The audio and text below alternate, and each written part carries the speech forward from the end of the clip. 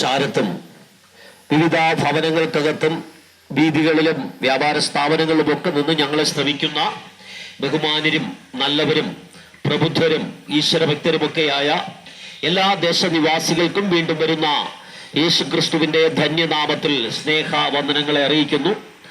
ലോകമെമ്പാടുമുള്ള ക്രൈസ്തവ സമൂഹം പീഡാസഹന ആഴ്ചകളൊക്കെ ആചരിച്ചുകൊണ്ടിരിക്കുന്ന ഈ ദിവസം, പ്രത്യേകിച്ച് പെസഹാ വ്യാഴം എന്നറിയപ്പെടുന്ന ഇന്നേ ദിവസം, പ്രശാന്ത സുന്ദരമായ ഈ ഗ്രാമപ്രദേശത്ത് കടന്നു വന്ന് ഞങ്ങളെ വിടുവിച്ച, ഞങ്ങളെ രക്ഷിച്ച, ഞങ്ങളെ വീണ്ടെടുത്ത, ഞങ്ങളുടെ ജീവിതത്തിൽ പ്രത്യാശയും ഞങ്ങളുടെ ജീവിതത്തിൽ അർത്ഥവും നൽകി തന്ന യേശു കർത്താവിന്റെ സത്യസുവിശേഷം വിളംബരം ചെയ്യുവാൻ ലഭിച്ച ഈ നല്ല അവസരത്തിനായി നന്ദി നിറഞ്ഞ ഹൃദയത്തോടെ ഞങ്ങൾ ദൈവത്തെ സ്തുതിക്കുന്നു.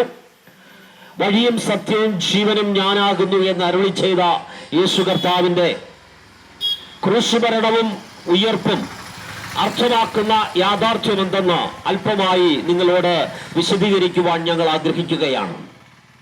പാപത്തിന്റെ അഗാധ കൂപത്തിൽ വീണുപോയ മനുഷ്യന് സ്വയം പാപത്തിൽ നിന്ന് പുറത്തു വരാൻ കഴിയാതിരിക്കുമ്പോൾ അവനെ പാപത്തിൽ നിന്ന് പുറത്തു കൊണ്ടുവന്ന് അവന്റെ ജീവിതത്തിന് അർത്ഥവും അവന്റെ ജീവിതത്തിൽ സമാധാനവും സന്തോഷവും നൽകി തരുവാൻ സ്വർഗം വിട്ട ഈ ഭൂമിയിലേക്ക് അവതരിച്ചവനാണ് യേശു ക്രിസ്തു. ഞങ്ങൾ പലപ്പോഴും ഇങ്ങനെ ഈ തെരുക്കോടുകളിലൊക്കെ പ്രസംഗിക്കുമ്പോൾ പലരും ചോദിക്കുന്ന ചോദ്യമുണ്ട്, യേശു ആരാണ്? യേശു ആരാണ് എന്നുള്ള ചോദ്യത്തിന് ഒരൊറ്റ ഉത്തരം ഞങ്ങൾക്ക് പറയാനുള്ളത്, യേശു ദൈവമാണ്. സ്വർഗത്തിൽ ദൈവത്തോടൊപ്പം ദൈവത്തിന്റെ സമത്വത്തിനകത്ത് ദൈവത്തിന്റെ സകല മഹത്വത്തിലും തേജസ്സിലും വസിച്ചവൻ സ്വർഗം വിട്ട് താണഭൂമിയിൽ മനുഷ്യന്റെ രൂപത്തിൽ, മനുഷ്യ സാദൃശ്യത്തിൽ ദാസ്യരൂപമെടുത്ത് ഈ ഭൂമിയിൽ അവതരിച്ച വ്യക്തിയാണ് യേശു ക്രിസ്തു. പൂർണ്ണ ദൈവമായിരുന്നവൻ മനുഷ്യനെ വീണ്ടെടുക്കുവാൻ, മനുഷ്യനെ രക്ഷിക്കുവാൻ, മനുഷ്യന്റെ ജീവിതത്തിൽ പാപത്തിൽ നിന്ന് അവനെ പുറത്തു കൊണ്ടുവന്ന് അവന് നിത്യമായ സ്വർഗം പ്രദാനം ചെയ്യുവാൻ വേണ്ടി സ്വർഗം വിട്ട് ഈ ഭൂമിയിലേക്ക് മനുഷ്യ സാദൃശ്യത്തിൽ ഇറങ്ങി വന്നവരാണ് യേശു ക്രിസ്തു. കുറച്ചുകൂടി വ്യക്തമായി പറഞ്ഞാൽ, യേശു ക്രിസ്തു പൂർണ്ണ ദൈവമായിരുന്നു, അപ്പോൾ തന്നെ യേശു ക്രിസ്തു പൂർണ്ണ മനുഷ്യനുമായിരുന്നു. കാരണം ഒരു മനുഷ്യന് മാത്രമേ മനുഷ്യന്റെ പാപത്തിന്റെ പരിഹാരം ചെയ്യാൻ കഴിയൂ. പാപത്തിൽ വീണുപോയ മനുഷ്യനെ പാപത്തിൽ നിന്ന് പുറത്തു കൊണ്ടുവരുവാൻ മറ്റാർക്കും കഴിയില്ല. അത് സ്വർഗത്തിലിരിക്കുന്ന ദൈവത്തിനും കഴിയില്ല. അത് കഴിയുന്നത് മനുഷ്യന് മാത്രമാണ്.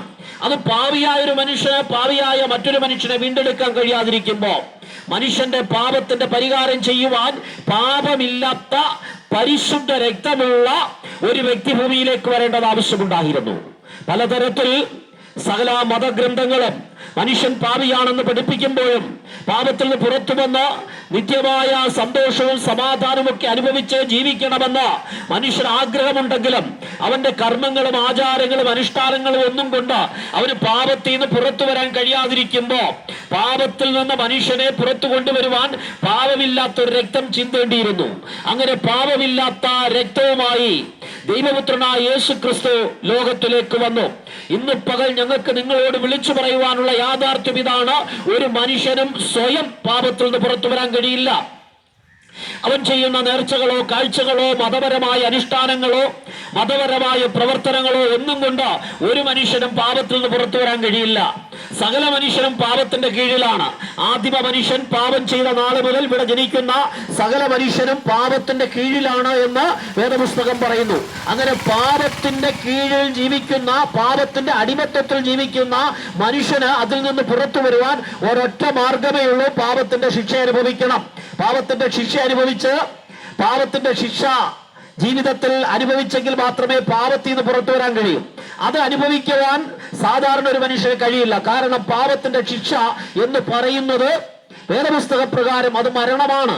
പാപത്തിന്റെ ശമ്പളം മരണം എന്നാണ് വേദപുസ്തകം പറയുന്നത്. കുറച്ചുകൂടെ വ്യക്തമായി മറ്റൊരു വാക്യം പറഞ്ഞാൽ, ഒരിക്കൽ ആ മരണവും പിന്നെ ന്യായവിധിയും മനുഷ്യന് തീരുമാനിച്ചിരിക്കുന്നു. എന്നാൽ മനുഷ്യന് സൃഷ്ടിച്ചപ്പോൾ ദൈവം അവന്റെ ജീവിതത്തെ മരണവും ന്യായവിധിയും ഒന്നും തീരുമാനിച്ചിട്ടില്ലായിരുന്നു. അവന് കൊടുത്തിരുന്നത് നിത്യജീവൻ, നിത്യമായ തേജസ്, നിത്യമായ വിശുദ്ധി. അതൊക്കെയാണ് മനുഷ്യന്റെ ജീവിതത്തിൽ ദൈവം കൊടുത്തിരുന്നത്. മനുഷ്യൻ പാപം ചെയ്ത് നിത്യജീവനും നിത്യമായ വിശുദ്ധിയും നിത്യമായ തേജസ്സും ഒക്കെ നഷ്ടപ്പെടുത്തിയപ്പോ അതിന്റെ ഫലമായിട്ട് അവന്റെ ജീവിതത്തിൽ പ്രവേശിച്ചതാണ് മരണവും ന്യായവിധിയും.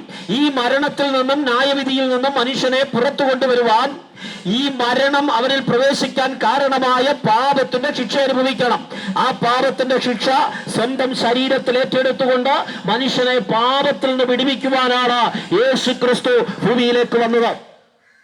ഇവിടെ എല്ലാ മനുഷ്യരും, എല്ലാ മതങ്ങളിൽപ്പെട്ടവരും, എല്ലാ സഭാവിഭാഗങ്ങളിൽപ്പെട്ടവരും പള്ളിയിൽ പോകുന്നുണ്ട്, അമ്പലത്തിൽ പോകുന്നുണ്ട്, വിവിധങ്ങളായ അനുഷ്ഠാനങ്ങൾ ചെയ്യുന്നുണ്ട്. എന്നാൽ ഭൂരിപക്ഷം പേരും പോകുന്നതും പ്രാർത്ഥിക്കുന്നതും ഒക്കെ ഒറ്റ കാര്യമേ ഉള്ളൂ: ജീവിതം സുഖകരമാകണം, സന്തോഷകരമാകണം, ജീവിതത്തിലെ രോഗങ്ങൾ വരരുത്, ജീവിതത്തിൽ തകർച്ചകളിൽ നിന്ന് പുറത്തു വരണം, ജീവിതത്തിന്റെ അല്ലെങ്കിൽ കഷ്ടതകൾ, പ്രയാസങ്ങളിൽ നിന്നൊക്കെ പുറത്തു വരുവാൻ വേണ്ടിയിട്ടാണ് പലപ്പോഴും മനുഷ്യൻ പള്ളിയിലും അമ്പലങ്ങളിലും ആരാധനാലയങ്ങളിലും ഒക്കെ പോകുന്നത്. എന്നാൽ ഇതൊക്കെ സാധിക്കുവാൻ ദൈവത്തിന് സ്വർഗം വിട്ട് ഭൂമിയിലേക്ക് വരേണ്ടുന്ന കാര്യമില്ലായിരുന്നു. ദൈവത്തിന് സ്വർഗത്തിലിരുന്നു കൊണ്ട് കൽപ്പിച്ചാൽ, അല്ലെങ്കിൽ ഏതെങ്കിലും ഒരു വാക്ക് കൽപ്പിച്ചാൽ മനുഷ്യന്റെ രോഗത്തിന്റെ വിടുതലോ അതല്ലെങ്കിൽ മനുഷ്യൻ അനുഭവിക്കുന്ന പ്രതിസന്ധികൾക്കോ കടഭാരങ്ങൾക്കോ പ്രശ്നങ്ങൾക്കോ ഒക്കെ വിടുതൽ ലഭിക്കുവാൻ സ്വർഗത്തിലിരുന്നു കൊണ്ട് ദൈവത്തിന് ഒരു വാക്ക് കൽപ്പിച്ചാൽ മതി. എന്നാൽ സ്വർഗത്തിലിരുന്നു കൊണ്ട് ദൈവത്തിന് ചെയ്യാൻ കഴിയാതിരുന്ന കാര്യമാണ് മനുഷ്യന്റെ പാപമോചനവും വീണ്ടെടുപ്പും. ആ പാപമോചനവും വീണ്ടെടുപ്പും സാധ്യമാകുവാൻ ഒറ്റ മാർഗമേ ഉള്ളൂ: പാപത്തിന്റെ ശിക്ഷ അനുഭവിക്കണം. അതിനായി മനുഷ്യനായി ദൈവപുത്രൻ ഈ ഭൂമിയിലേക്ക് അവതരിച്ചു. ജഡത്തിൽ യേശു ഭൂമിയിലേക്ക് അവതരിച്ചു. നാം എല്ലാം അനുഭവിക്കേണ്ടുന്ന സകല പാപത്തിന്റെ അനുഭവങ്ങളെയും യേശു സ്വന്തം ശരീരത്തിൽ വഹിച്ചു. യേശുക്രിസ്തുവിനെ കുറിച്ച് വേദപുസ്തകം പറയുന്നത് ലോകസ്ഥാപനത്തിനു മുമ്പേ അറുക്കപ്പെട്ട ദൈവകുഞ്ഞാടെന്നാണ്. ലോകത്തിന്റെ പാപങ്ങൾ ചുമക്കുന്ന ദൈവകുഞ്ഞാടെന്നാണ്. നമ്മുടെ എല്ലാം പാപം യേശുവിന്റെ മേൽ ചുമത്തി നമ്മുടെ മുഴുവൻ അകൃത്യങ്ങളും യേശുവിന്റെ മേൽ ചുമത്തുവാനിടയായി തീർന്നു.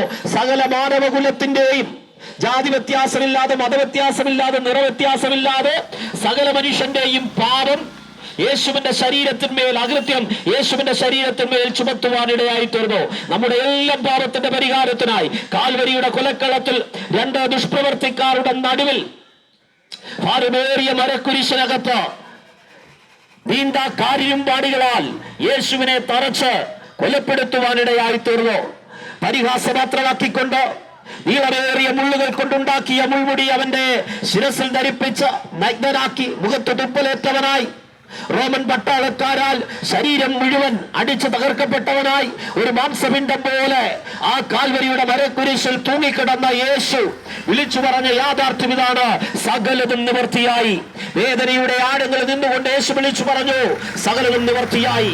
മനുഷ്യന്റെ പാപത്തിന്റെ പരിഹാരത്തിനായി ഇനി കർമ്മങ്ങളില്ല, ആചാരങ്ങളില്ല, അനുഷ്ഠാനങ്ങളില്ല, തീർത്ഥാടനങ്ങളില്ല. ഒറ്റ മാർഗം: യേശു കാൽവരി ക്രൂശിൽ സകല പാപത്തിന്റെയും പരിഹാരം ചെയ്തു കഴിഞ്ഞു. അതുകൊണ്ട് എന്നെ കേൾക്കുന്ന പ്രിയപ്പെട്ടവരെ, പാപപരിഹാരത്തിനായി ഇനിയും തീർത്ഥാടനങ്ങൾ നടത്തി നിങ്ങളുടെ സമയങ്ങളെയല്ലേ, ഇനിയും കർമ്മങ്ങൾ നടത്തി നിങ്ങളുടെ സമയങ്ങളെയല്ലേ, ക്രിസ്തുവിലേക്ക് നോക്കി വിശ്വാസത്താൽ യേശുവിനെ ഹൃദയത്തിൽ സ്വീകരിക്കുന്ന സകലർക്കും സൗജന്യമായി പാപമോചനം ലഭിക്കുകയാണ്. പാപമോചനത്തിന് ഒറ്റ മാർഗ്ഗമേ ഉള്ളൂ: യേശുക്രിസ്തു എന്ന ഏകമാർഗം. അതുകൊണ്ടാണ് യേശുക്രിസ്തു തിരുക്കോണിൽ നിന്നുകൊണ്ട് യാതൊരു അർത്ഥശങ്കയ്ക്കും ഇടയില്ലാതെ വിളിച്ചു പറഞ്ഞത്: വഴിയും സത്യവും ജീവനും ഞാനാകുന്നു, ഞാൻ വഴിയല്ലാതെ ആരും പിതാവിന്റെ അടുക്കൽ എത്തുന്നില്ല. ദൈവസനിൽ എത്തിച്ചേരാൻ ഒരേ ഒരു വഴിയേ ഉള്ളൂ, ഒരേ ഒരു മാർഗമേ ഉള്ളൂ: നിത്യജീവൻ. അത് യേശു മാത്രമാണ്. ഇന്ന് പകൽ ഞങ്ങൾക്ക് നിങ്ങളോട് വിളിച്ചു പറയുവാൻ ഈ ഒരു യാഥാർത്ഥ്യമേ ഉള്ളൂ. അതാണ് സത്യസുവിശേഷം. പാപമോചനത്തിനും വീണ്ടെടുപ്പും നിത്യജീവനും നിത്യസമാധാനവും നിത്യസന്തോഷവും നിത്യസ്വർഗവും അത് ക്രിസ്തുവിലൂടെ മാത്രം. ഞങ്ങൾ നിങ്ങളെ വിളിക്കുന്ന ഒരു മതത്തിലേക്കല്ല, ഏതെങ്കിലും സഭാവിഭാഗത്തിലേക്കല്ല. യേശു ക്രിസ്തുവിലായി തീരുന്നവർ പുതു സൃഷ്ടിയായി മാറുന്നു.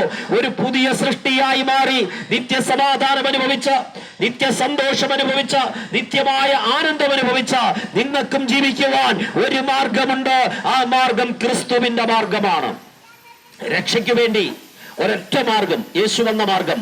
അതുകൊണ്ടാണ് വേദപുസ്തകം അർത്ഥശങ്കയ്ക്കിടയില്ലാതെ വണ്ണം അടിവരയിട്ട് വിളിച്ചു പറയുന്ന ഒരു വാക്യം. ആ വാക്യം കൂടി ഈ തെരുക്കോട് വിളിച്ചു പറഞ്ഞ് ഞങ്ങളുടെ സന്ദേശത്തിന് ഞങ്ങൾ വിരാമം കുറിക്കുകയാണ്.